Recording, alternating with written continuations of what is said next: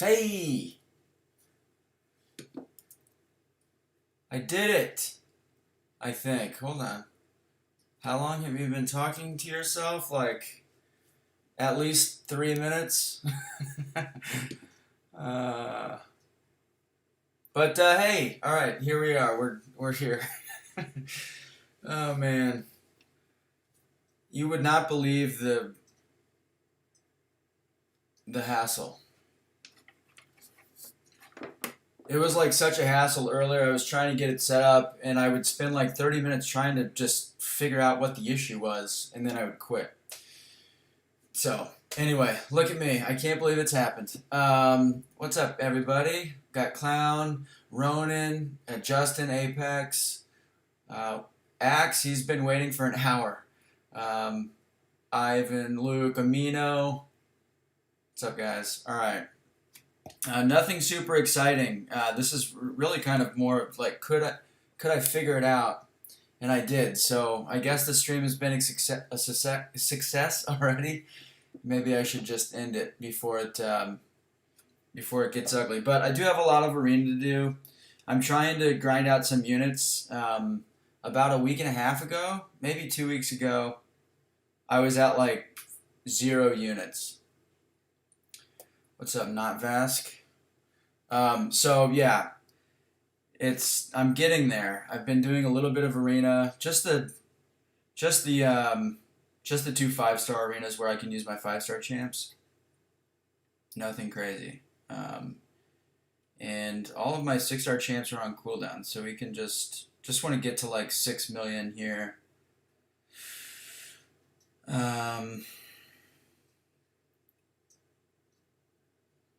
Yeah, anyway, okay. What's up, Pin? You kind of missed the black screen? Yeah, I know.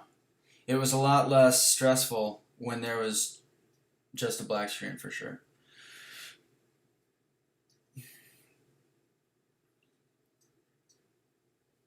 But yeah, man, I don't even know what I'm supposed to do on stream anymore. At least I'm showing my face. I'm disappointed that Dreamin' doesn't even care to do that.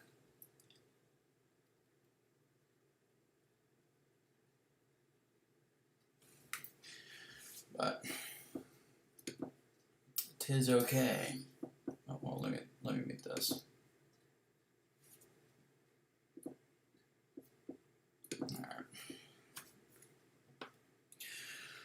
Alright. It's almost the weekend. Got softball on Friday. I'm super pumped about that. Softball season started last Friday for me, so gives me something to do at least.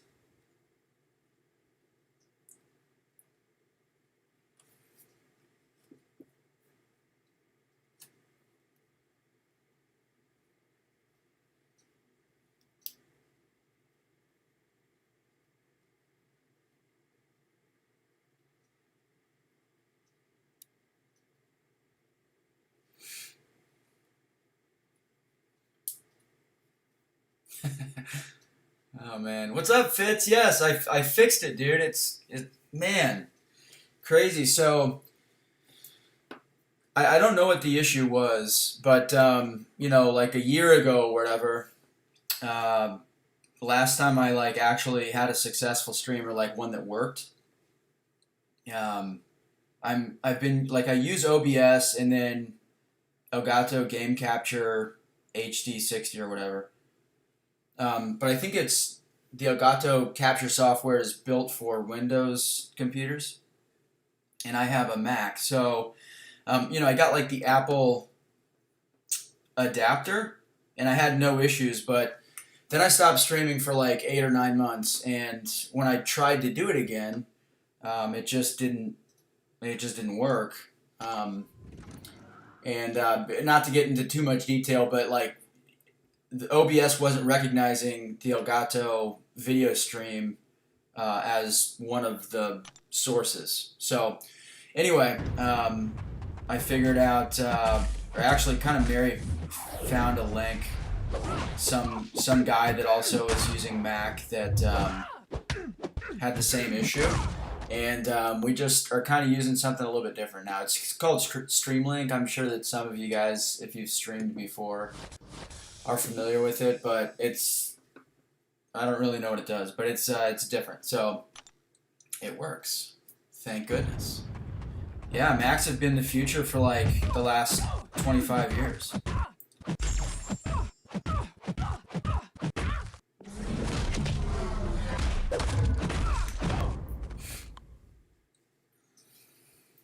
Do you have tats on your arm? I do, yes. I have some faces on my arm. So I'll just show you guys the whole arm. It's just a bunch of portraits, but I've got LeBron James up at the top, of course.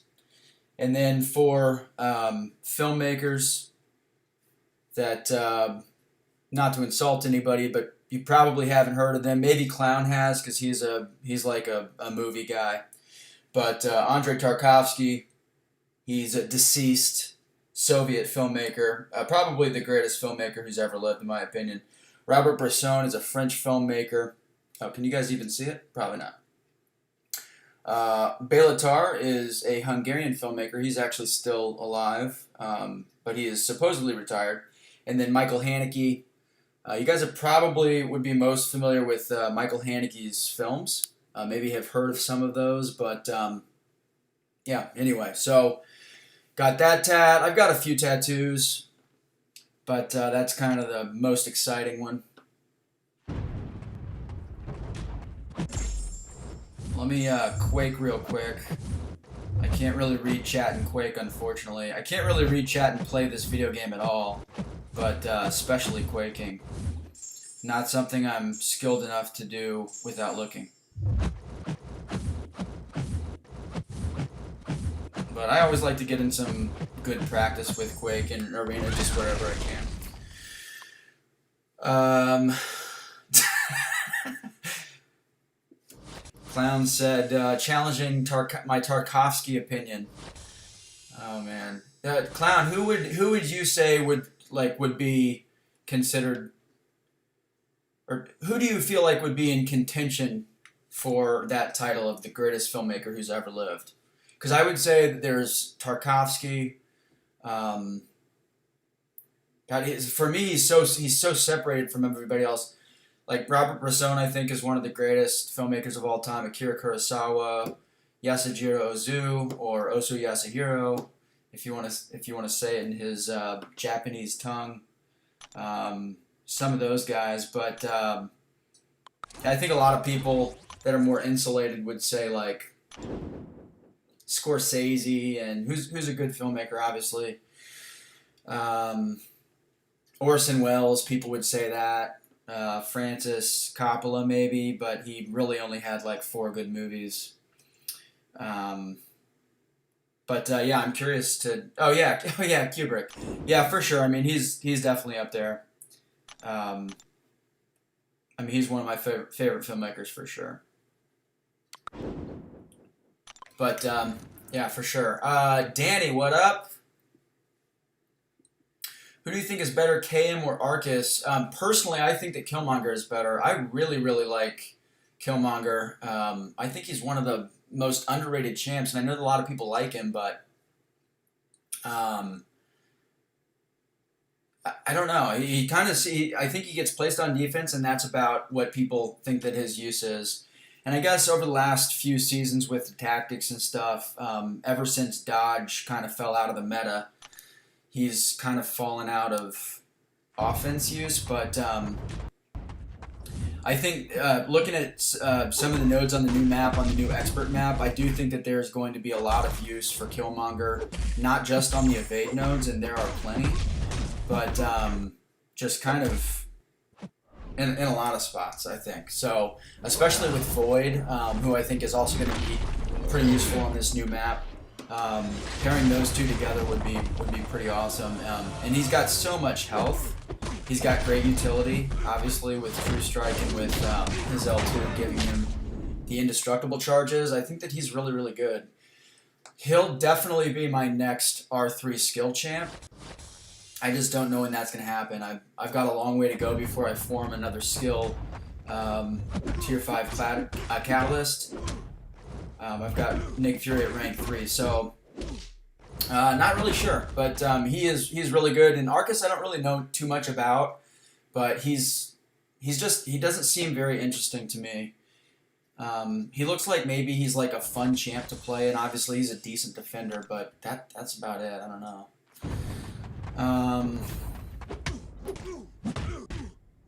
John Houston, Clown. I would say no to that one. I think that there are at least 5. Well, I would say that there are probably at least 3 more influential slash better slash more significant, American Western filmmakers, or even just Western filmmakers. Sergio Leone. I don't know if we're talking about like influence, Howard Hawks, but I wouldn't even say. I mean, he wasn't a great filmmaker, super overrated filmmaker. I don't know. Houston never really. I don't know. Made obviously some famous westerns that were good, but I don't know. He's got like 2 really really good movies, and outside of that, everything else is just kind of, to me, not super impressive. Bowfinger, nice. Cameron, what's up? B Manny, yeah, dude. It's crazy. I can't believe I got it to work. I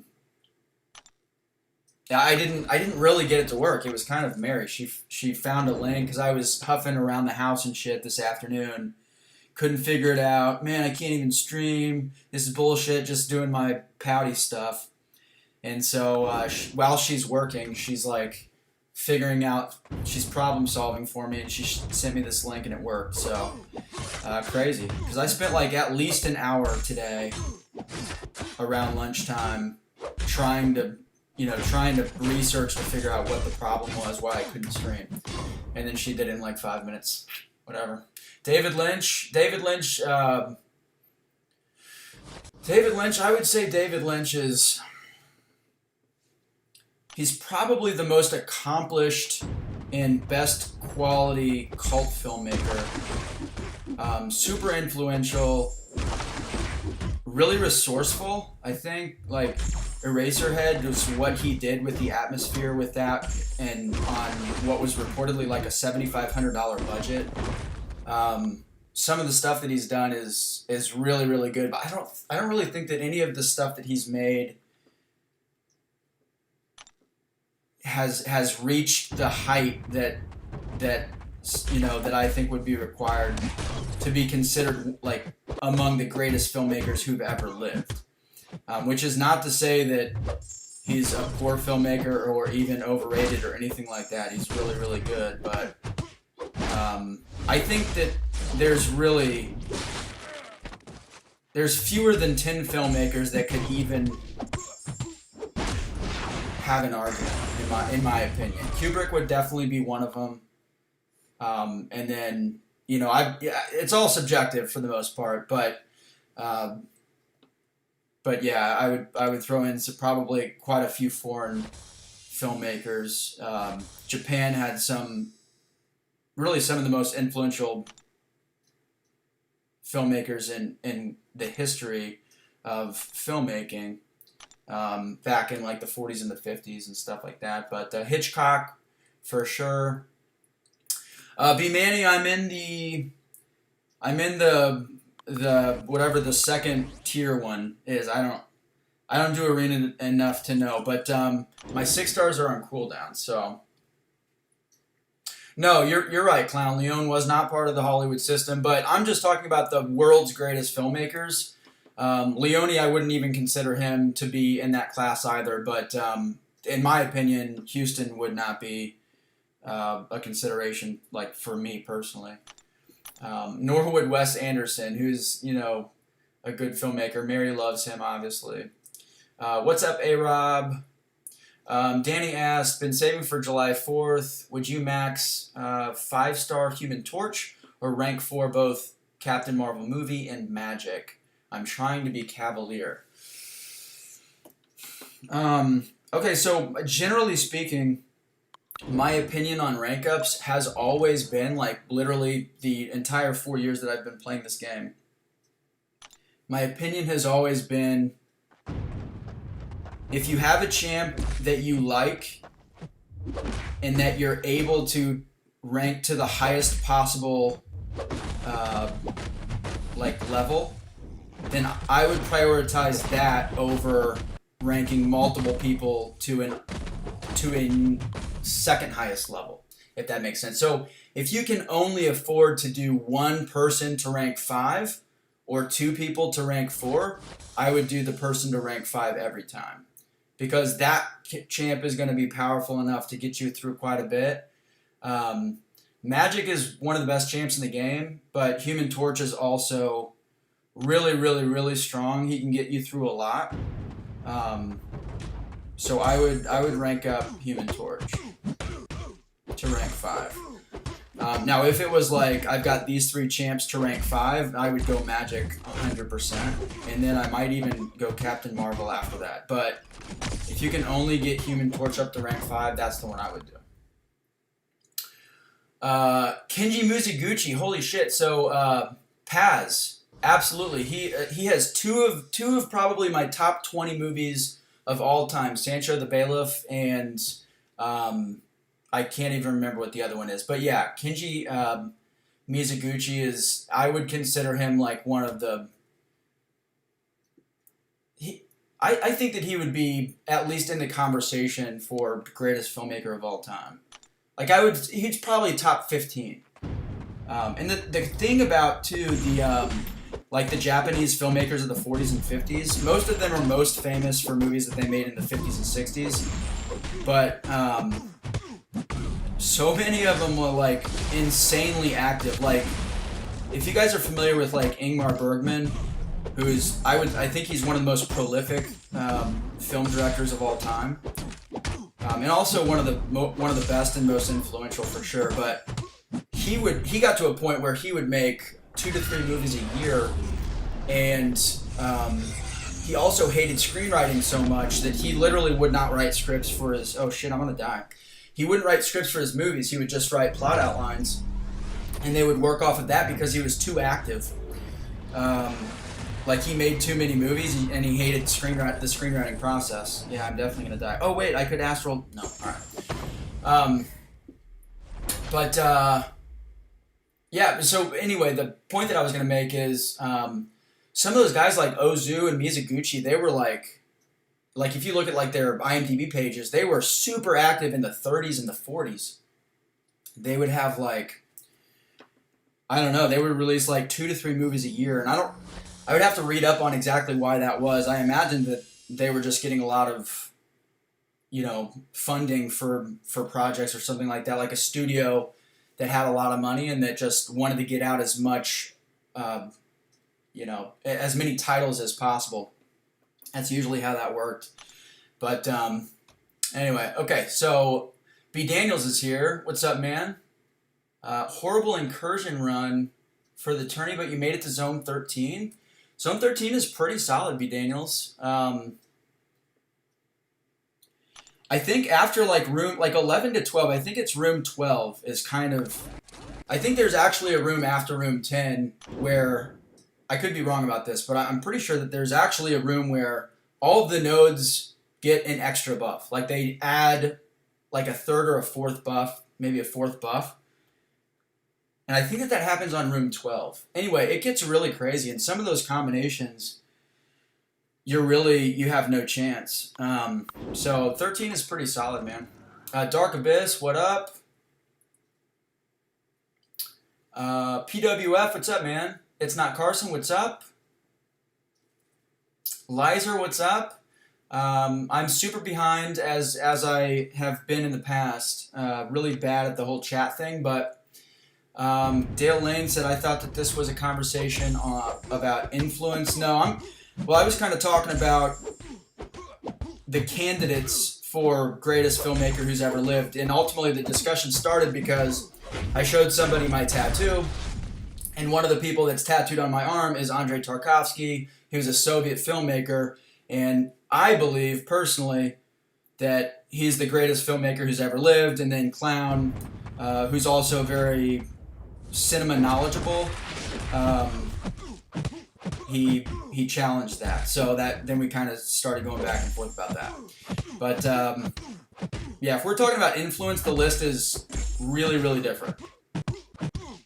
Tarkovsky, incidentally, has been extremely influential, especially in like sci-fi, in like the sci-fi genre. But yeah. Alright, let me not die here. I don't even know if this is the same series as the Mordo fight that I lost, but if it is, I don't want to mess up and have to start over with my streak.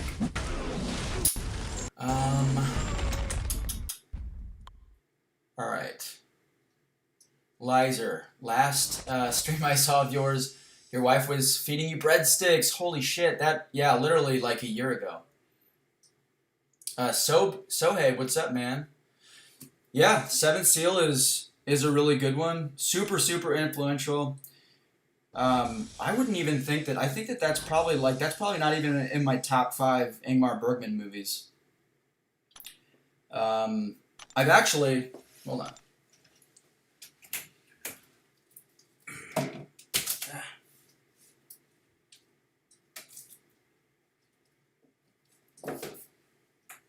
Yeah, so Criterion Collection, they they license and distribute like a curated film collection. If they're able to get the rights, the distribution rights to the movies that they want to showcase, but they put out a lot of Ingmar Bergman stuff, and one of my favorite collections is this. Hilariously, it's not even been opened. You guys can kind of see it's still sealed, which is just hilarious. But it's got 3 really good movies. I would say that 2 of these movies are better than The Seventh Seal, in my opinion. And he's got one called Persona, which is super influential. Wild Strawberry is really good. But yeah, Bergman is. I think that Bergman is definitely in the conversation for greatest ever or whatever. Ya boy, what up? I gather you subscribe to Criterion. At least I do. Yeah. Yeah, I don't know if you probably asked that before I went over to my bookshelf and got one of the Criterion little Trinity packs or whatever.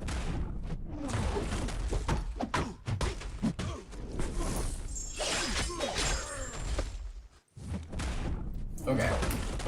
Let me try to catch up here. All right.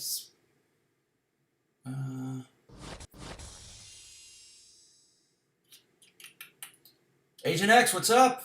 Yeah, I know. It's crazy. I can't believe that it's working. Orson Welles, yeah, I know. So, Orson Welles' career is so weird. Clown, have you seen the 2 titles that Netflix released? I think last year, late 2019. Other Side of the Wind, and then there was the documentary version.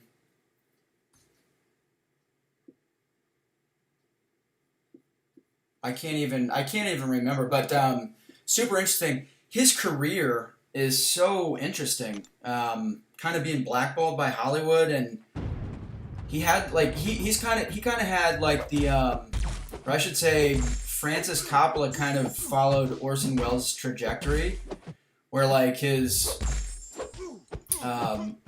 first most famous film is one of the greatest films of all time, and then Orson Welles had a couple others that were are probably top 50 or at least top 100 of all time, but other than that, like his filmography is kind of few and far between with substance, in my opinion. I don't know.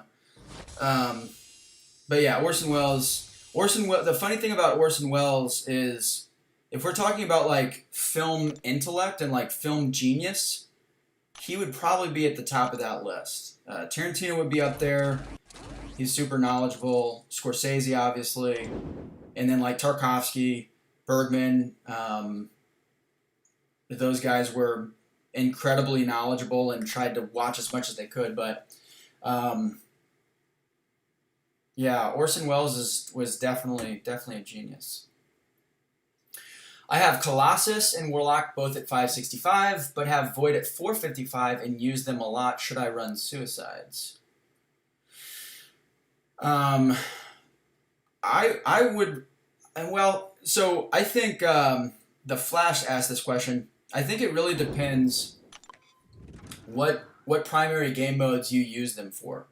If it's war, then you before the war changes announcement, I would say you probably should be running Suicides for Colossus and Warlock, or at least half Suicides, and you either need to drop Void from your team or drop Colossus and Warlock from your team, which would be stupid because they're 565. Or you just kind of got to bite the bullet and switch masteries back and forth. But with the new map, there are 5-minute timers, at least in the top tier.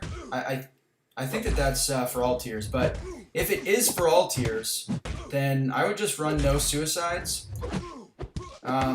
Because you're going to have plenty of time in each fight. You won't have to worry about timeouts for Warlock and Colossus.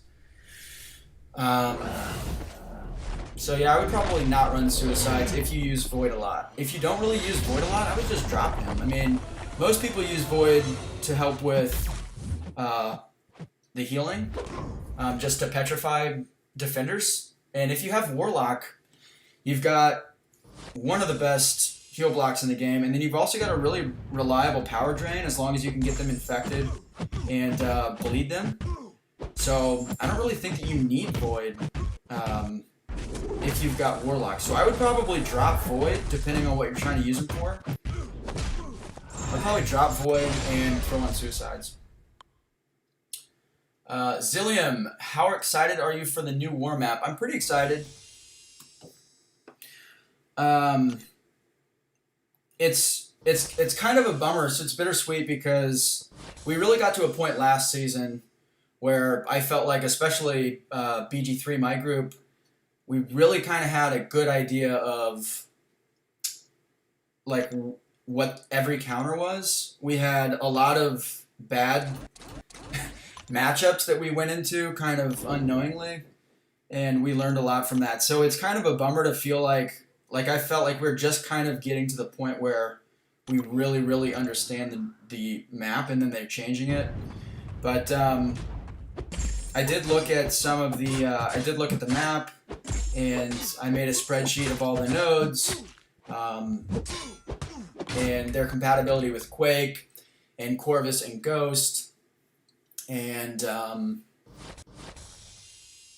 I think it'll be fun. Like, I like the planning process. That's definitely my favorite part about the game. I love doing war assignments, and I just like the strategy element. So, you know, I'm pretty excited, personally. But it's also kind of a bummer because it's like, man, we were just starting to get good at this. Who's your next 5-star? Shit, oh my god, I'm so behind. Who's your next rank 5 5-star or rank 2 6-star? Troy asked. Troy, I'm pretty much done ranking 5-stars. I really have no interest in ranking any 5-stars. The only 5-star champ that I don't have that I think is a valuable champ that would like be a valuable addition to my team is Omega Red. But I plan to do the Mutant Nexus Crystal for the Abyss Correction, and he's going to be the one that I'm targeting. If he's not in it, if he's not in the Crystal, if he's not one of the champs, then, you know, I'll settle for a couple other mutants, but he's the one that I'm going for, and obviously if I get him, I'll rank 3 him right away, and then I'll have no use for a 5-star Omega Red. I don't really have a use for a 5-star Omega Red anyway. I've been without him for however long it's been since he's been in the game, and it really hasn't hurt me that much. So, rank 2 6-star, that really depends. I thought about rank 2ing Morningstar, who's awakened. Also thought about rank 2ing Killmonger, who absolutely is going to rank 3 next time I get a skill catalyst. He's also awakened, obviously. So those two, I guess, would be the rank 2 6-star options.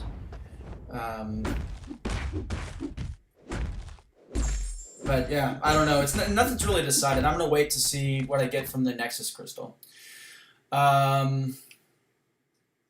Dreamin asks, what about Michael Bay? I assume you have him in top 5. He is not in my top 5. B. Daniels asked Tarantino. I know he's newer, but haven't seen a bad one. Yeah, Tarantino is really, really good. Tarantino, I think, would be probably in the top.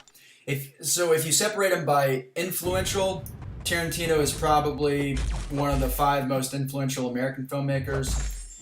And again, this is all my opinion. If you go greatest of all time, he's probably at least in the top 10 of American filmmakers. And he would be probably, I don't know, top. It's so hard once you start to actually put together like a full list of world cinema. But I would say, I would comfortably assume that he's at least in the top 50 all time. And maybe like top 30, but I would have to go back and look. I actually was not a fan of Once Upon a Time in Hollywood. I did post a review a video review, and broke down exactly why I thought that it was really disappointing. I did it on another channel that I have since abandoned because I just suck at YouTube. But yeah, Tarantino's really good. Panaman Pete is in here, at least he was 15 minutes ago. Sorry, Pete. Should I R4 my 5-star Hyperion or Namor? They are both unawakened. Do not rank up Namor unawakened. He is really, really not great unawakened. His sig ability is, I think, critical to his value. He can still have like high attack without his sig ability, but his sig ability is the reason that he's good. There are a lot of champs that have high attack and that don't have a super useful sig ability, and nobody uses them because they're not super useful. So if you're going to rank for one of them, I would do Hyperion. And it kind of just depends where you're at in the game progression-wise, but I might just hold off because I'm not a huge Hyperion fan. He does have a lot of utility. He's got healing for AQ. He's actually a really good champ. I would just do Hyperion. All right, let me see if I can actually catch up here. Pooba is in here. What's up, man? Oh, how I've missed these half-hour tangents. God damn it, I suck so bad. And it's not my fault. It's Clown's fault. He got me talking about one of like 2 or 3 subjects that I could talk for weeks about. Maybe years, probably. The other being the NBA and LeBron James. I did see Clown mentioned Touch of Evil, which has probably a top 5 opening scene in movie history. Absolutely genius. Ooh, nice. So, hold on.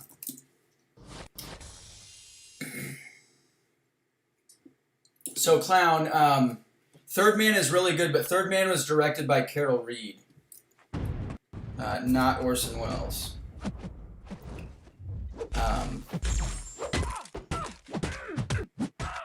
But yeah, Touch of Evil is amazing. The Magnificent Ambersons is one of the films that we, I don't want to sound super pretentious, but I guess that we looked at / studied in school.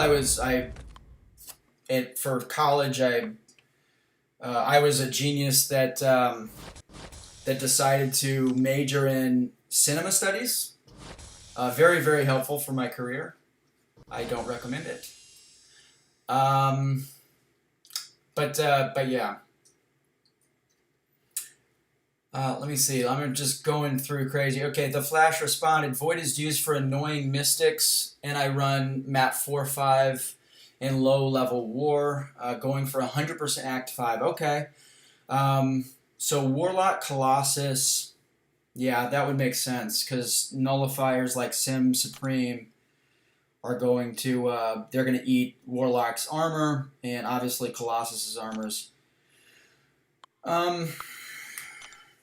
I would. I don't know, man. That's tough.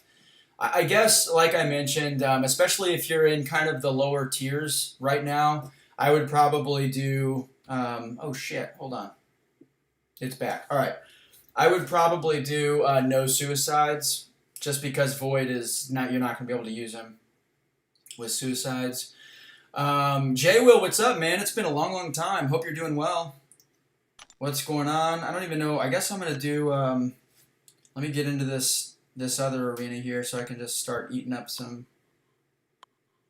Ooh, let's do Sorcerer. That'll be fun. Sorcerer, Ghost, and Thor. Thoughts on next season, Taters? I doubt a lot of top tier alliances will run Stubborn because it will make their defense weak. I completely disagree. So a couple things. Number one, I'm sure that you've probably seen a list of the hashtag defensive defenders or champs that Stubborn will apply to. I'm sure that you've seen that. I don't know if you've seen that list next to the other global tactics in terms of like how many champs are affected, but it's a pretty drastic advantage for Stubborn. It affects a lot more defenders, and a lot of those defenders are really good. It also completely negates Quake, and it completely negates Ghost. I don't want to say completely, but it severely hampers both of those champs. Oops. Sorry, I wasn't ghosting very well. But that's a huge advantage because those two are probably the two best champs in the game. And if you can take those attackers away from the opponent, especially for certain matchups, I think it's good. So I personally think that Stubborn is going to be huge. I think that it'll definitely be the new meta defense. And I can tell you that at least at the beginning of the season, until I'm proven different, BG3 and 4 Loki will be running Stubborn. But I think that it should be pretty good. And I'm gonna do a video where I'm actually breaking down every single node buff on the new map in expert tier, and just talk about what some of the offensive counters might be and stuff like that. I'm not going to talk about defensive placement because I don't want to give up too much, especially in this first season of a new tactic. I think that 4 Loki could potentially have a slight advantage over some of the other alliances that are at our level. There are some that are super smart, like Kenobi. Kenobi, I'm sure, has already figured out a bunch of stuff, but we do have a lot of smart people in 4 Loki. So I think that we should have a slight advantage, maybe against like alliances like ASR and Noon. Not to say that they're dumb at all, but if there's a chance that we could have a slight advantage, then I want to keep it that way. I don't want to give away our thoughts on that. But I think that it'll be really good.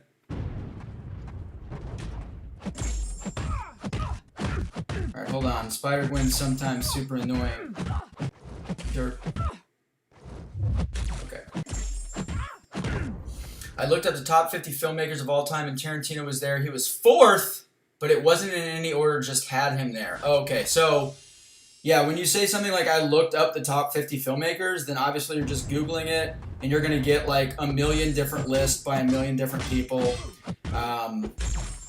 And all of it's subjective. There's no way to judge art really in any definitive measure, but he's obviously super famous, and he's had some really good movies.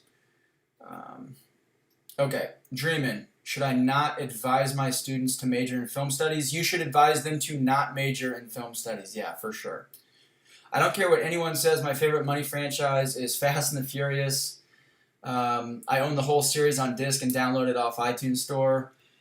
Yeah, the Fast and Furious franchise around, I think it was Fast 5, which is a very tongue-in-cheek title, and I think that's a dead giveaway. But that's kind of the separation point in the series, in my opinion, where they started to actually buy into the campiness of the whole premise.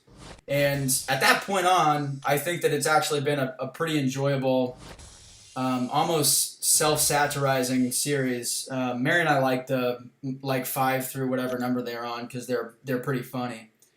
Yeah, I mean that's an enjoyable series. I don't think that's going to show up in any best movies of all time list, but that doesn't devalue it in any way anyway. What do you think about the state of mainstream film? That's a good question. That's a loaded question. So I don't know if that's if that question is it influenced by like Scorsese's comments about what cinema is and calling like the MCU theme park movies or whatever he called it.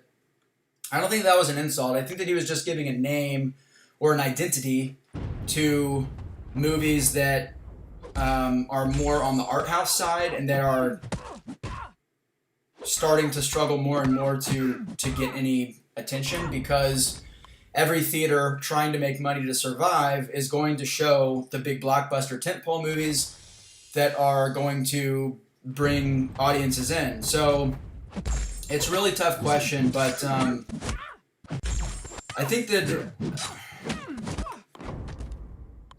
mainstream cinema is in a dangerous spot right now where you're getting to the point where over the last 10 years with like the MCU, you have such a saturation of big blockbuster franchises that a lot of people who are growing into the age of like the biggest demographic of moviegoers, which is going to be like your 15 to 26-year-olds or whatever.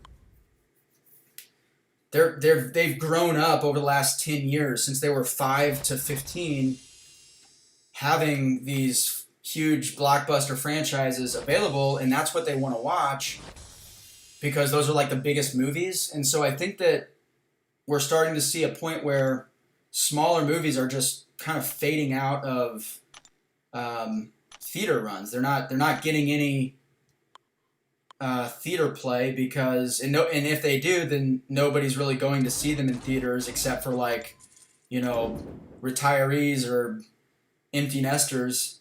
And I think that's a pretty dangerous spot to be in. I do think that that's where streaming can come into play, and I think that streaming can and has picked up the slack there. But it sucks for like filmmakers to come up with something great that they really like, but it's not like a super big franchise movie, and that they want to see their movies in theaters because that's like the classic way to ingest cinema. And I don't know, they kind of can't do that because of the big studio films that are being shown on 5,000 screens across the country, which by the way is a huge number. It used to be like 1,500 to 2,000 screens was like Harry Potter, and now it's like Endgame plays in 5,000 theater screens across the country, and it's tough. And I'm a huge MCU fan. I don't think that all the movies are great, but I like it, and I think that its own kind of genre, kind of like Scorsese was, I think, alluding to. But it does suck, too, that when you go to a movie theater with 14 screens, 11 of them are playing the same movie. That kind of sucks. There's just not a lot of variance, I guess.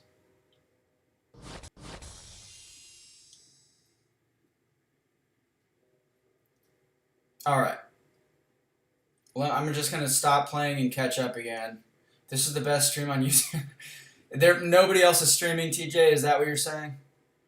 Jay Will, I'm good, man. Thanks for asking. Hopefully all is well with you and your family.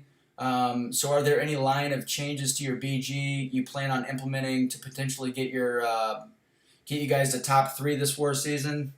Yeah, we're going to be tinkering obviously with the new tactics. Actually, I believe there's just one new tactic. It's stubborn. We're going to be using that a lot, and we'll be tinkering with placements on the new map quite a bit until we kind of figure out some stuff that really works well.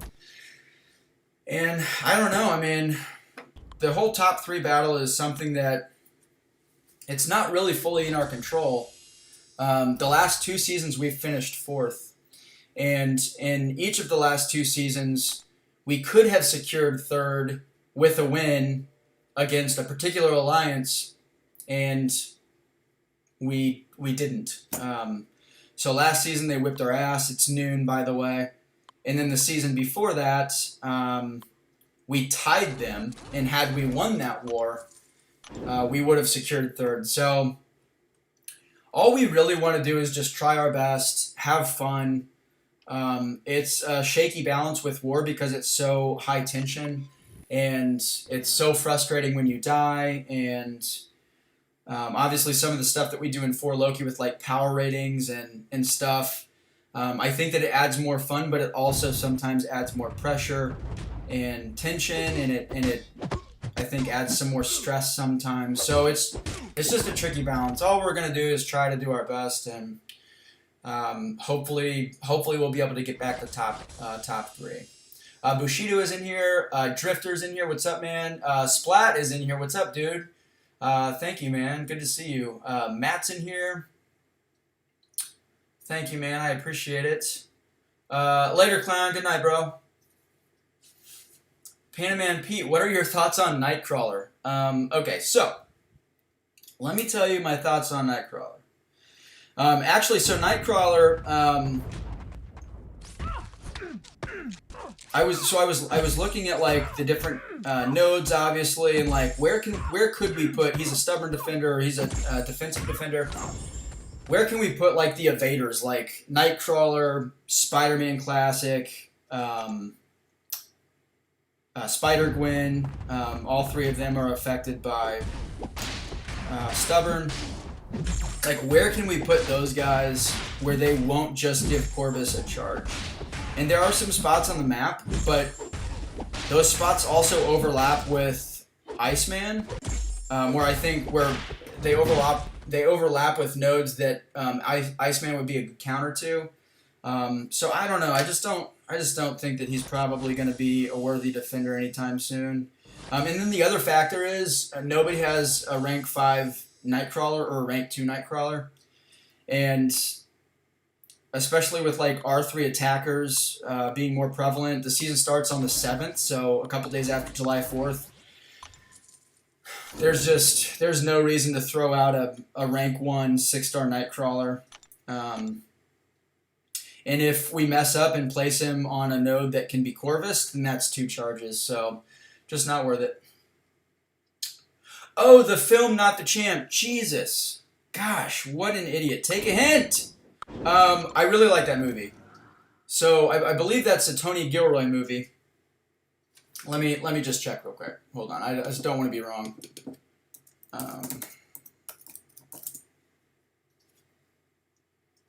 Dan Gilroy. Whoo! Got me with the Gilroys. Okay, so Dan Gilroy, who is that? Because Tony Gilroy is a pretty famous screenwriter. Hold on, let me just see let me look at his filmography here. Dan Gilroy, known for Nightcrawler, Velvet Buzzsaw, oh, Real Steel, yikes. He did the screenplay for Born Legacy, which is bad. The Fall, that's bad? Holy shit. Kong Skull Island, which is not great, in my opinion. So I guess he kind of got lucky, man. Everybody gets lucky. But I really like Nightcrawler. I think it's a really good satire and nice little commentary on how people consume information, like through media sources like the news. What's funny about that too is I truly haven't watched a news program, at least a non-sports news program, in probably like 10 years. But yeah, I think that that's a really good movie. I gave it an 8 out of 10 on my IMDb profile. So pretty solid. Tokyo Drift was some of the worst acting I've ever seen in my life, but that's me. Yeah, man, kind of that whole series, but they have gotten to the point since Fast 5 where I think that they're all kind of hamming it up a little bit and it's made it more fun. Hey, Tater's in the future seems like he is a little bit behind. Oh, shit, yeah. Sorry, man. What's up, Patrick? Oh, it's Pickle Rick. Sorry, not Patrick. What's up, Pickle?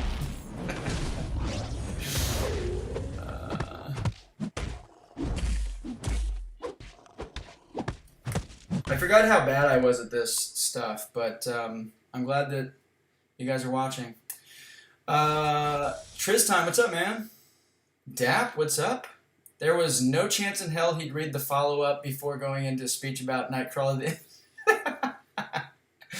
God damn it. Okay, David Hendricks, what did he say?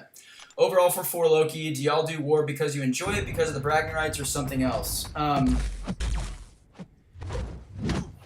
Well, I mean, we're 30 people, and every person's going to have probably a slightly different opinion, but it's really not for the bragging rights, for sure. It's certainly not for the rewards, although the new rewards are really good, but prior to the rewards buff, the rewards were honestly insulting for the amount of stress and effort and resources and cost of war. So not for the rewards. I think it's really for the competition. And Dreamin's talked about this in his videos and probably in his streams too.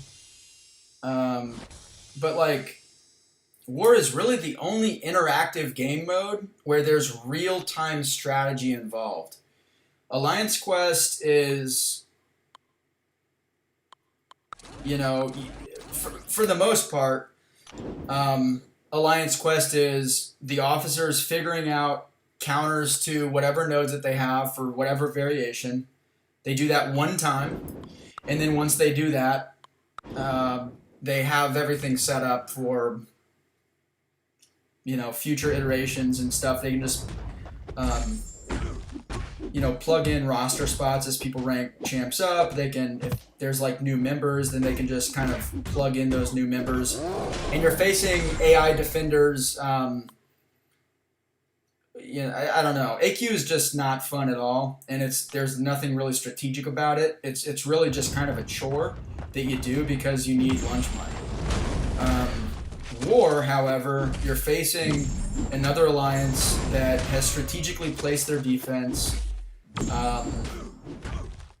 You know, you can run into encounters that are nowhere else in the game, like with certain defenders and node combinations. It's just, I don't know, man. It's just so much fun, and you actually get rewarded for your efforts on like the leaderboard.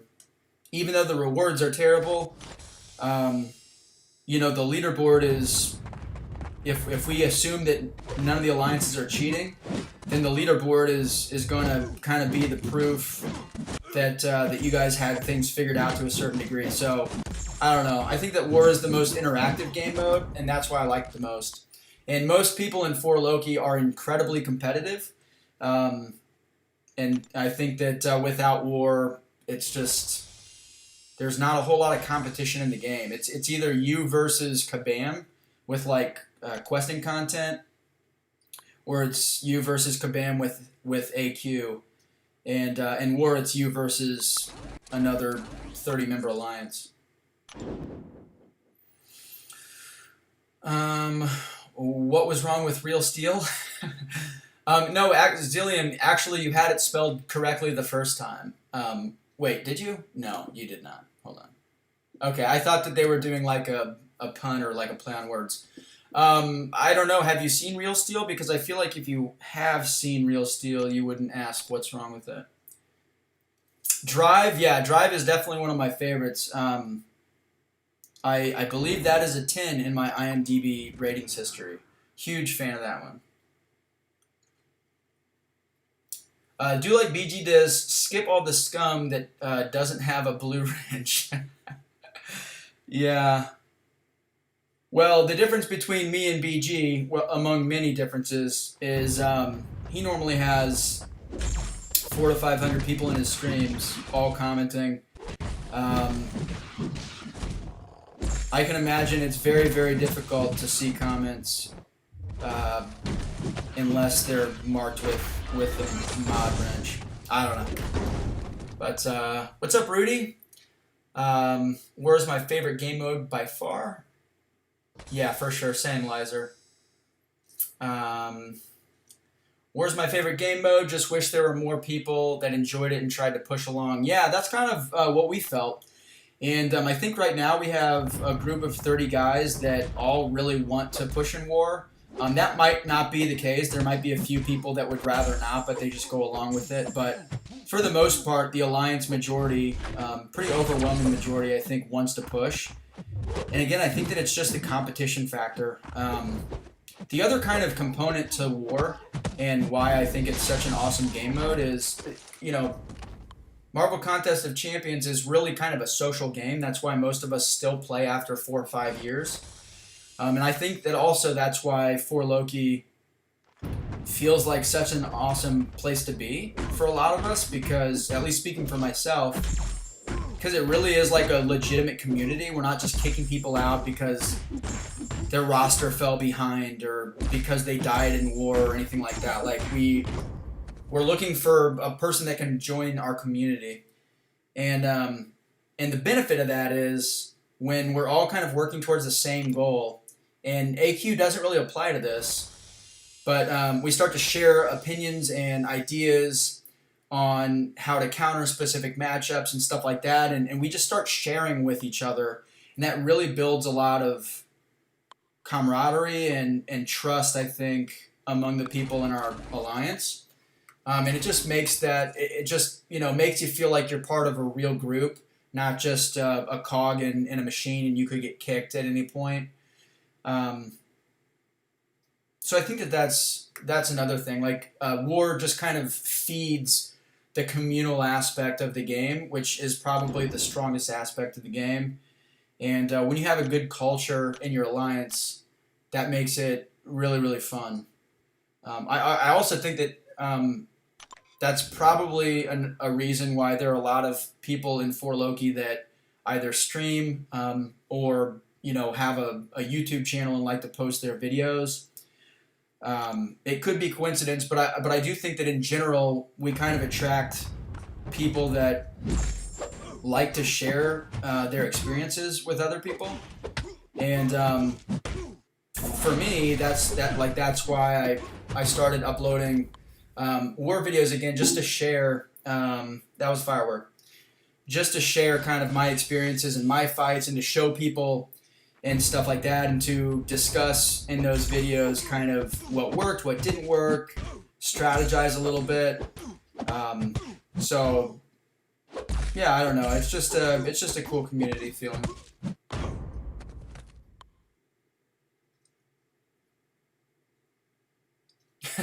What's up, Wood? That champion no retreat made me cry. Yeah, I was super frustrated with that fight when I did it. I'm hoping that they have a really healthy compensation package for the people that already finished, because that fight in particular with no retreat was a complete unit suck. I know a lot of us in For Loki spent a ton of units just trying to pound through that just to get it done. So I don't know. Hopefully we get reimbursed.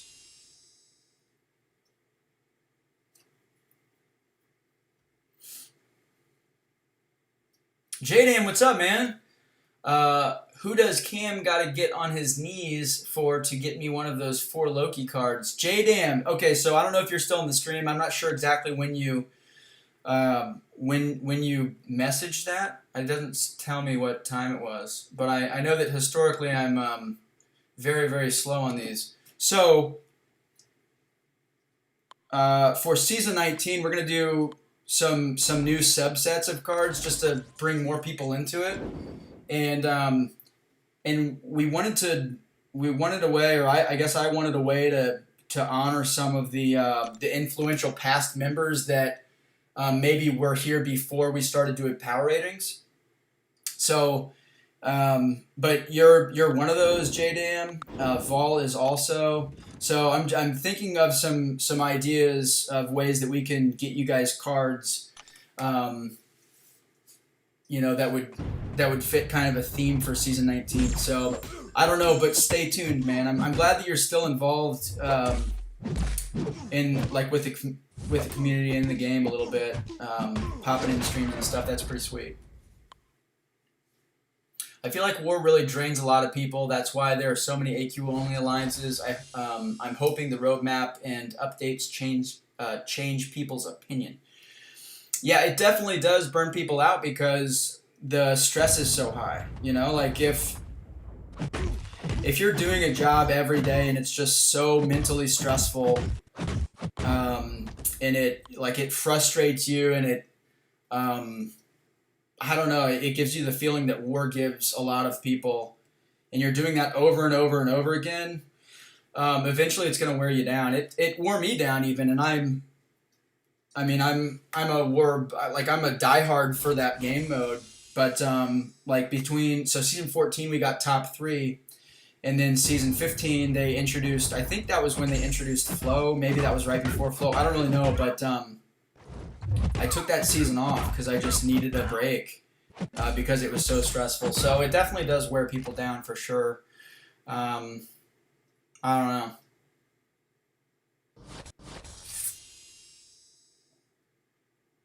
We only have 15 YouTubers, not that many. Yeah, what's up? Afwang? Afwang? What's up, dude? Ivan is in here. What's up? As a wise man once said, I love guys. That's right. Sarango. Wise Sarango. Amo Barve? Man, fuck. I am so bad at reading names, like the phonetics and stuff. When you get into like other languages, it's just like I don't know what the fuck I'm talking about. But what's up, man? Thanks for popping in. Tater tots are one of my favorite snacks. I think there's a U missing there, Pete. I didn't see his comment, but I see it. Thoughts on how to counter the new AW defense tactics? Yeah, so there's only one new, and it's stubborn. And I think pretty simply the way to counter it is to parry and knock people down. I don't know. So I think that Captain America Infinity War is going to be maybe the top attacker, especially once you factor in his utility from his signature ability. I think that Doom is going to be really, really, really good. He also is going to benefit from, both of those champs actually are going to benefit from attacker buffs when anybody's running Stubborn, because they're both stubborn or defensive champs. So I think that those two are going to be huge. I think there's going to be a lot of use for Archangel with his parry heavy. It's basically just going to counter Ghost and Quake. And there are some matchups like MODOK, for example. I think a lot of people have been using Quake or Ghost against MODOKs in War over the last few seasons, and that's going to go away. Corvus can counter him, but there are a lot of nodes too on the new map that directly counter Corvus. And I think that I'm going to make a video kind of going through every new node and the node buffs and what they mean and how that'll affect attackers and stuff like that. But I'll talk about those 3 champs, Quake, Corvus, and Ghost, and how they're countered. But yeah, I think that the new map is going to be pretty sweet. What's up, Arrow? What's up, Lags? Welcome in, man. So you remember when you played T-ball and your mom got the pictures that looked like your own baseball card and you looked stupid? Those are the 2 lucky cards. Yeah. So one of those old classic cards is actually the inspiration for the back of the stat part, like the back of my card for my war videos where I tracked all my stats for the season. That's where that came into play.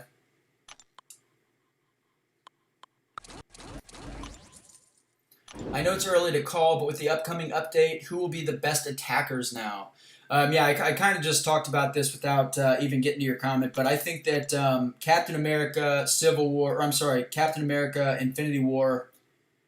I could be wrong, but I just looking at especially a Sig 200 where he's got all of that utility from his leadership signature. Um, I think that he's going to be probably the best attacker overall. I think that he's going to be the most versatile attacker on the map, which just meaning that he's going to be able to take the most fights on the most paths on the most nodes. Because you're really going to want to parry heavy a lot on this new map, and he benefits probably more than any other champ in the game outside of maybe Archangel from that. But with his high block proficiency and with some of his synergies like the science synergy where you can basically when you're blocking you can reduce incoming damage by 50%, and then he's just got all kinds of utility. I think that he's going to be really, really, really good.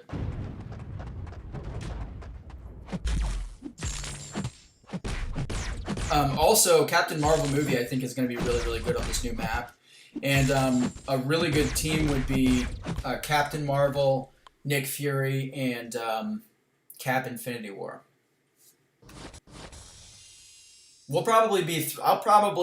We'll have to see what the map looks like each war, but I will probably send out at least 3, like probably between 3 and 5 Captain Americas every single war, just Cap teams. So like Captain America, Fury, somebody else. Captain America, Vision, somebody else. And we're going to be utilizing Cap a lot, I think. There are 2 new tactics. I don't even know. I didn't even look at anything. Are you sure? I'm sure. I mean, obviously you're not making it up, but I don't know what the other new tactic is. Yeah, lags. So I already built the BG3 defense for Stubborn, the first iteration. We'll have a couple variations, but that's why I asked for you guys' rosters. And I left Captain Marvel off defense, obviously, because I think that there's one path in particular that I'm not going to talk about right now. I'll do it in a video if I do a video to kind of break down the new map a little bit. But there's one path where I think that she is going to be really, really good, and she might actually be critical for a particular placement on 2 particular nodes. And without her, that fight might be... It might be really, really, really difficult. But with her, it will be totally fine. Red Guardian also is going to come into play for sure. I still don't really know how he works, but there are a lot of buff-related nodes where, like, if you gain a buff, the defender gets power, shit like that. There are a lot of nodes like that on the new map. Red Guardian is definitely going to be a legit attacker for this map. Do you think Stubborn is going to be the new meta? I'll stay Flow as the meta, or both. I think that Stubborn is going to be the new meta. I think that there might be a few alliances that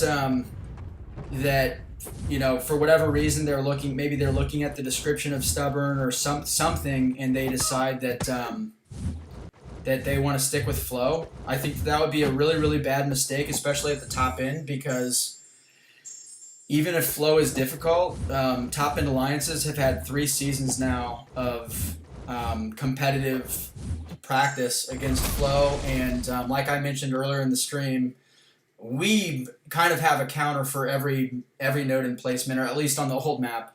But a lot of people have ranked up certain attackers to counter Flow in 4 Loki, so I think that would be a mistake. But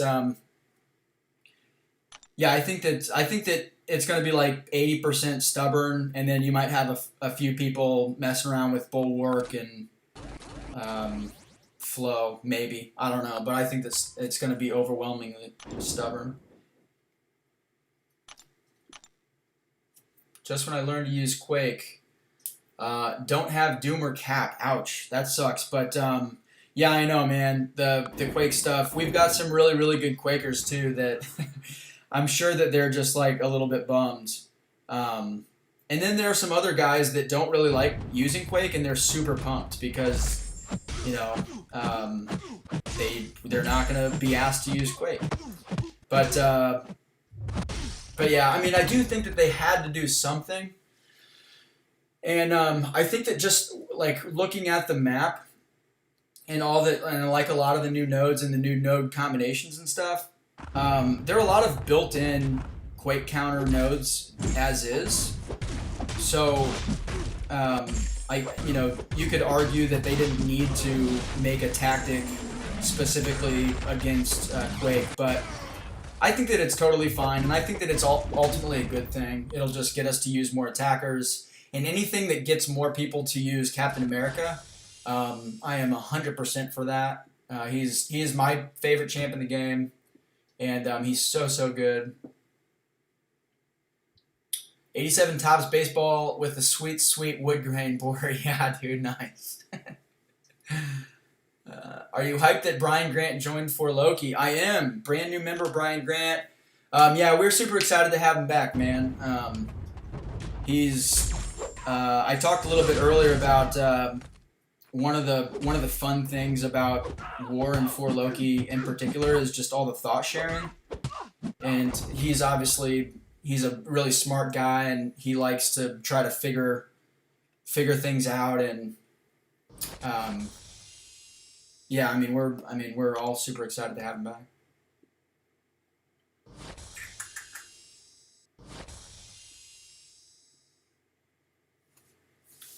Oh, Dap, absolutely, dude. Sig 200 cap. 100%. Pete, oh my God. It's gonna be even worse this season for you, buddy. Unfortunately.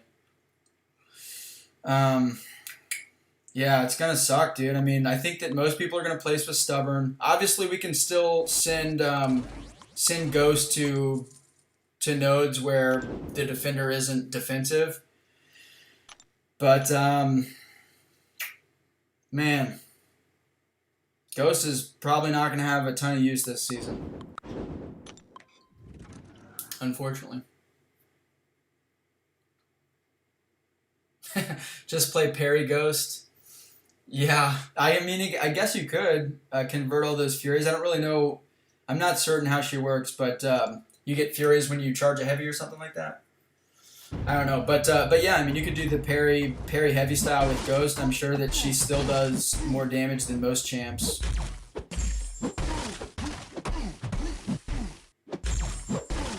And I mean, it's still nice to be able to purify suicides and stuff like that, but Pete going for 30th in PR. I think that actually Brian is aiming for 30th in PR.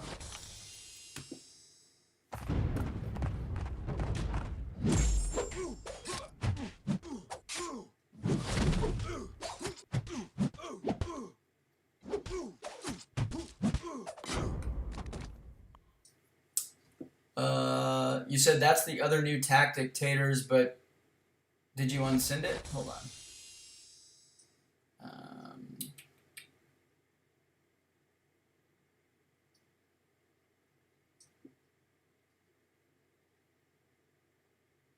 Whenever the attacker deals more than 300%. Oh, that's right. Yeah, the large and extra large. What's that called? I mean, nobody's gonna use that shit though. Like nobody's gonna use that. I don't think, because number one, you're just opening the door to some of the best attackers in the game being useful again, and then number two, large and extra large champs. That's a relatively small percentage of the champ pool in the game, whereas defensive champs, there's a huge number of defensive champs. It's the most it's the girthiest it's the girthiest tactic that we've seen so far.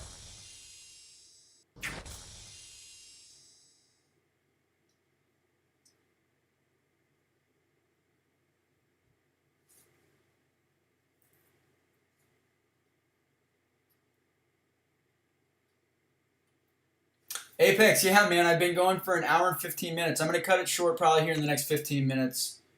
I think 90 minutes is long enough for a stream. I don't want overstay my welcome, which probably happened 45 minutes ago, but I'm just doing some arena and I'm actually almost done. So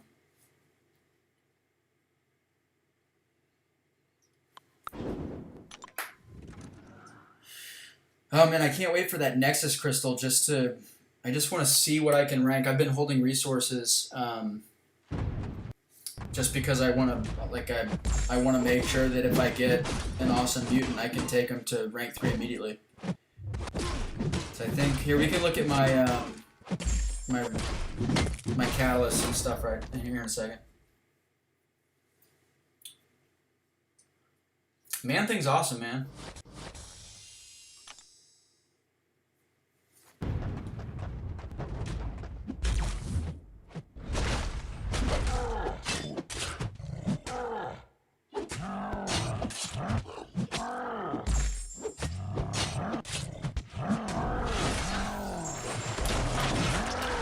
Sai, I also hate arena grinding, but what's awesome is when I'm talking, I don't even think about it.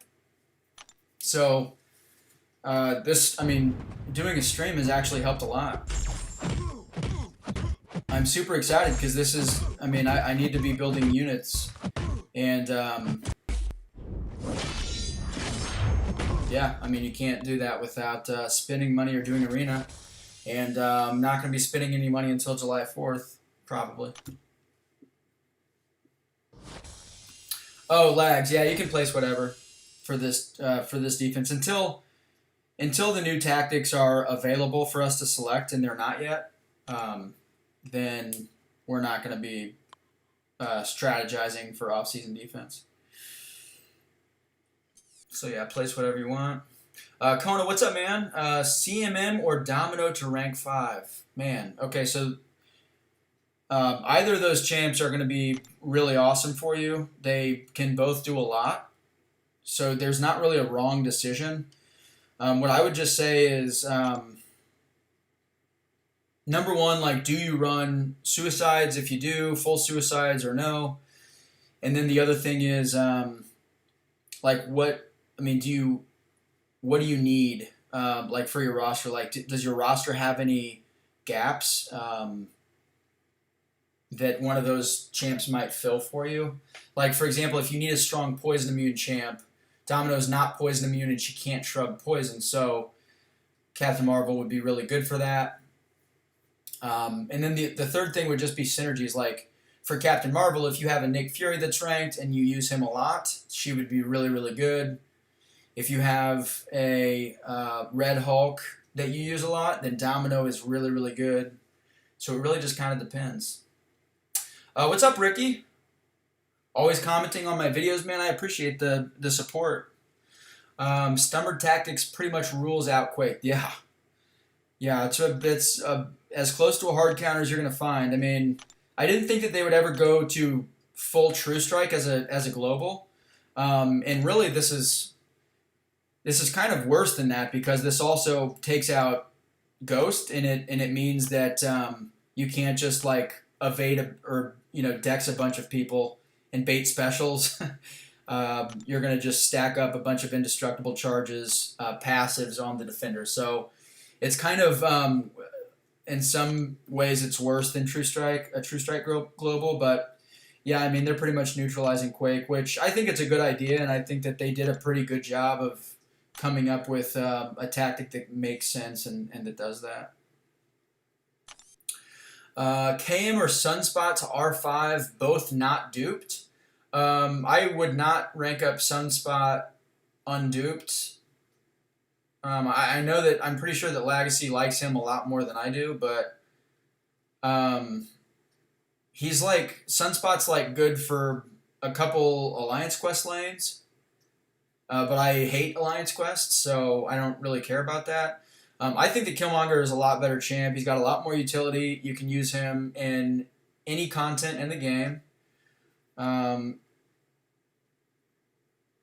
I think that it's a no-brainer. And he also really, if you're going to be using him for attack, he really doesn't need to be awakened. It does help with his damage a little bit, but it does not matter that much. So I would do Killmonger. Not even knowing your roster, I would do Killmonger. for sure. He's like far and away a better champ. True Strike Global would be meaningless. Stubborn is much worse. Yeah, that's exactly. True Strike would literally just vaporize Quake. That's it.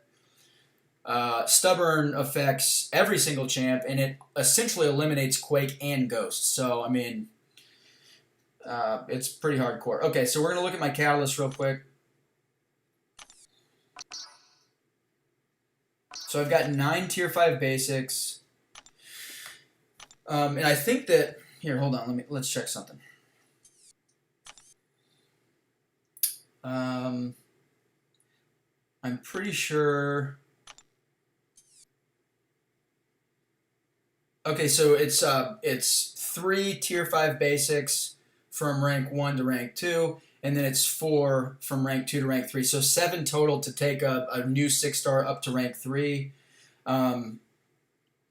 So like my... So right now I can only afford to do 1 rank 3 champ, 1 rank 3 mutant, and then I would have 2 left over. And I just formed this one, so I'm not even... So I don't want to rank 2 any 6 stars until I open the Mutant Nexus Crystal. And also, I don't want to rank any 5 stars because I just don't think that it would have any long-term use or value. Watch the indestructible charge does not apply when quaking because of concussions. I'm pretty sure that there is there ability accuracy modification or something like that with that global? Maybe not, but there are a couple nodes that have ability accuracy buffs that like hard counter quake. There's one in particular. It's kind of like the old node 45. So it's got 100% reduced ability accuracy reduction effect or whatever. I don't know, but yeah, that would be hilarious. If concussion like bypassed that, oh my god, can you imagine? I'll tell you this: if that is possible, if that's something that is an option, our 4 Loki Quakers are going to figure that out. We're going to test a whole bunch of stuff in the off season too, so we will find out for sure.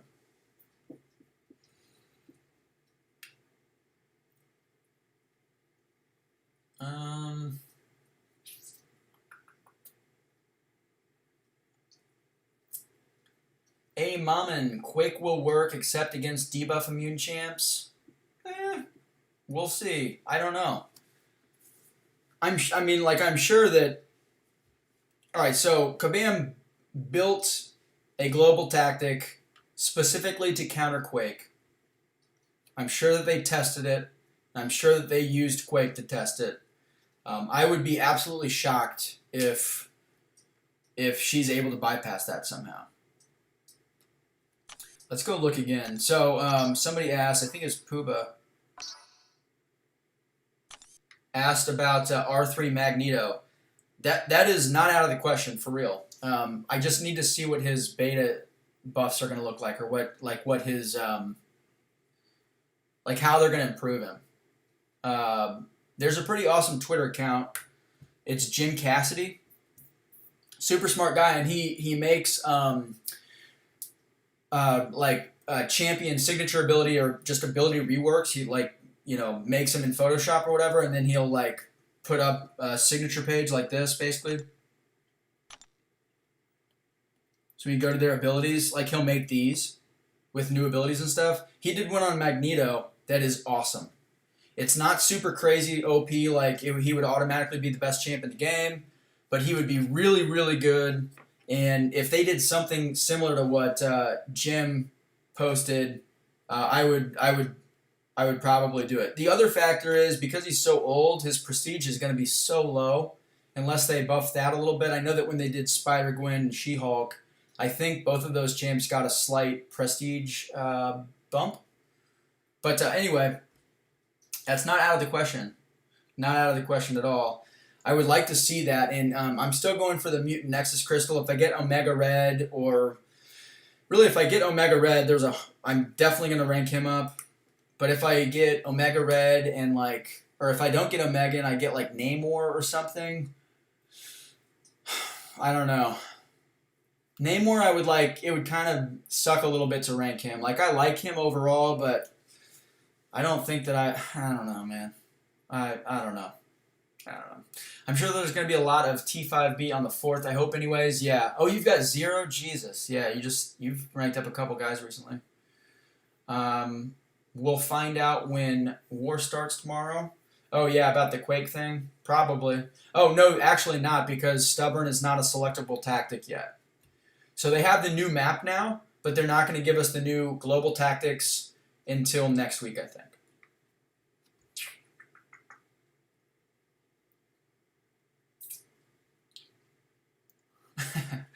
Yusafa, what's up, man? Who else is streaming right now? Enzo maybe? Let's see. I guess they might be done.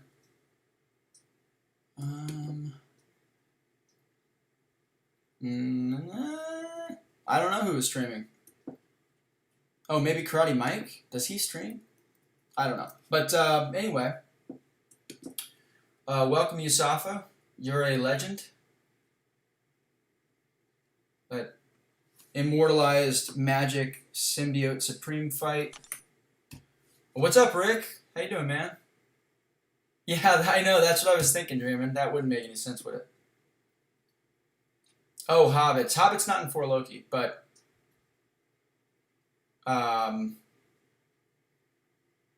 he is I guess, a friend. He's a friend of 4 Loki for sure. Okay, I'm at an hour and 26 minutes on this stream. There's not really anything else for me to do. Oh, shit. Sorry, Dap. Where did I miss? Oh, concussion gets removed upon evade, so it will apply. Concussion gets removed upon evade, so it will apply. Hold on. I'm just trying to process what that means. Concussion gets removed upon evade, so it will apply. I don't know what that means, Dap. I get the last part, it will apply, but I'm not understanding the description. I heard MSD is joining 4 Loki. And at some point in the future, I'm sure that we will want to bring him in. He is a really skilled player. He takes this game very seriously, which means that he's going to have a lot of knowledge, and he would fit our culture really well. But he's a little bit too young right now, so far. Puba, Hulkbuster is a defensive champ. Yes, he is. And I think that he could have some uses on defense with the new tactic after he gets buffed. The problem with him is you have to hide him from Corvus. So Corvus is not really countered on this map, which is going to cause some grunts in 4 Loki because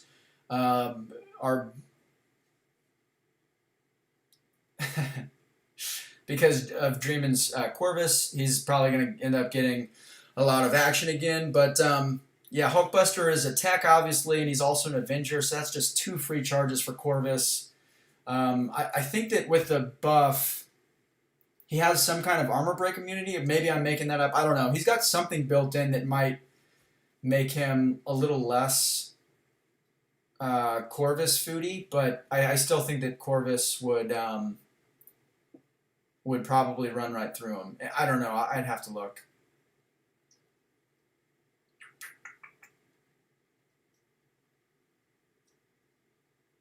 Oh, Dap said she won't work. Concussion won't be up when needed. Okay, so thanks for clearing that up, because what you said made literally 0 sense, and you just had a typo in there. Concussion gets removed upon evade, so it will apply, is what you said. Thank you for confusing me. You guys already figured out the best counters to ebb and flow. That shit looks frustrating. We have a couple ideas, but I don't think anybody's figured the really hard stuff out yet. Hopefully there's a good note on defense for R3 Corvus. Well, I can tell you this. So, Dreamin' has been in 4 Loki for a long time. So I think he joined 2 weeks before I did. And I think that right now he's the second longest tenured member in the Alliance behind B Manny, the leader.